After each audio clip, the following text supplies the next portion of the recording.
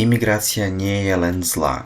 Existuje veľa prípadov v ľudskej histórii, kde imigrácia zlepšila jednu krajinu a dokonca ju urobilo najúspešnejšou krajinou v histórii. Naučiť sa tento rozdiel medzi dobrou a zlou imigráciou je dôležitý, lebo ak ho nepoznáme, tak si behom pár desaťročí nenávratne zničíme nielen našu krajinu, ale všetko, čo poznáme. Tak čo je tá dobrá imigrácia? Dobrú migráciu netvoria podmienky alebo politici, ale tvoria ju imigranti.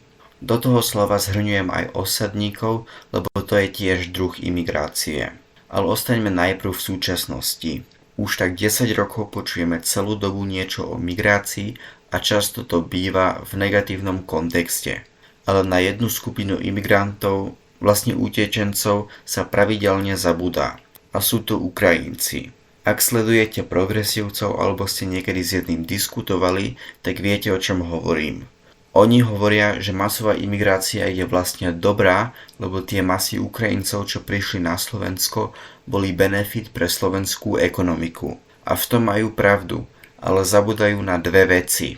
Prvá vec je druh imigrantov. Na rozdiel od Slovákov majú Nemci iné skúsenosti s Ukrajincami. V Nemecku boli Ukrajinci na druhom mieste v skupine ľudí, ktorí berú sociálnu pomoc od štátu. Na prvom mieste boli Afgáni, ak si to správne pamätám.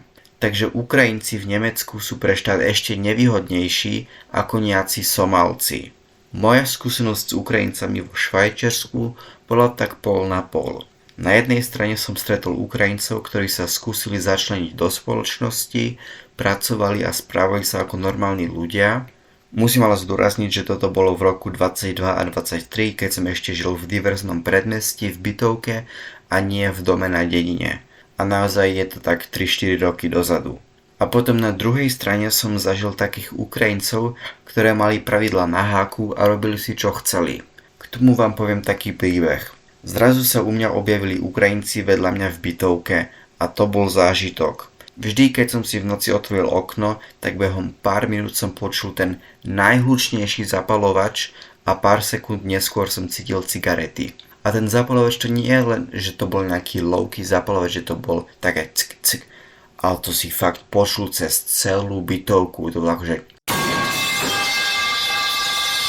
nejaké také to bolo. A toto nebolo len cez deň alebo večer. Ja som mal také obdobie v léte, kedy som spával na balkóne, lebo proste bolo horúco. A tí Ukrajinci išli celú dobu fajčiť. Jedno či o polnoci, o jednej, o druhej, proste vždy a pravidelne, každú hodinu išli fajčiť. To bolo tak, že si zatvoril oči, počul ako otvorili balkón, o pár sekúnd neskôr si počul ten hlučný zapalovač a často sa niekedy počul kašel. Ale naspäť k videu. Dôvod, prečo Ukrajinci na Slovensku sú takí iní, je lebo oni tu nie sú kvôli sociálnom systéme alebo luxuse. Oni tu sú, lebo Slovensko susedí s Ukrajinou a má veľmi podobnú kultúru. Ale tí Ukrajinci, čo išli do Nemecka alebo Švajčiarska, sú iní, lebo oni prešli krajiny, ktoré boli úplne v pohode. Prešli Poľsko, Česko, Slovensko, Maďarsko, ale oni sa rozhodli ísť do Nemecka. Ukrajinci na Slovensku sú opravdoví utečenci. Ukrajinci v Nemecku sú oportunisti a preto tam nemajú čo hľadať. A druhá vec, na ktorú progresívci zabúdajú, je tiež druh imigrantov. A tu si vezmem Spojené štáty ako príklad. Európania a hlavne západní Európania vyslovene postavili najlepšiu krajinu na svete z ničoho. Potom prišli ďalšie Európania ako Taliani, Poliaci a Rusi a pomohli vybudovať tú krajinu.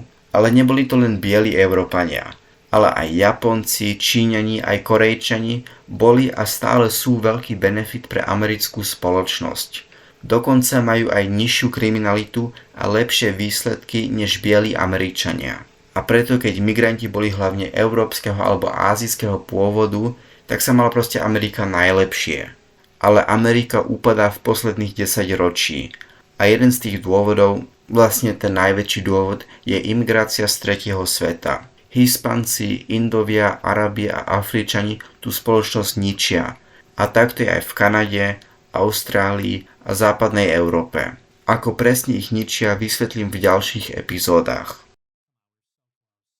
Takže dobrá migrácia môže existovať len v určitých podmienok. A je to len, keď tí migranti prišli s tým cieľom zlepšiť nielen svoj život, ale hlavne zlepšiť krajinu, do ktorej prišli. A toto sa môže ukázať rôznymi spôsobmi. Buď sú to ukrajinskí utečenci, európski osadníci, alebo pracovní migranti z východnej Ázie.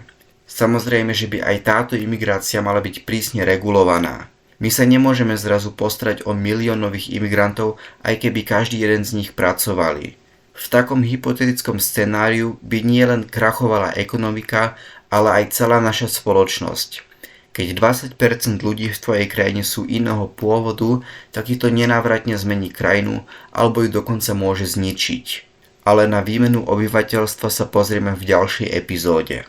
Fun fact, toto je prvá epizóda, ktorá bola natočená mimo Švajčiarska. Ja som Slovák Rojper a vidíme sa na budúci týždeň.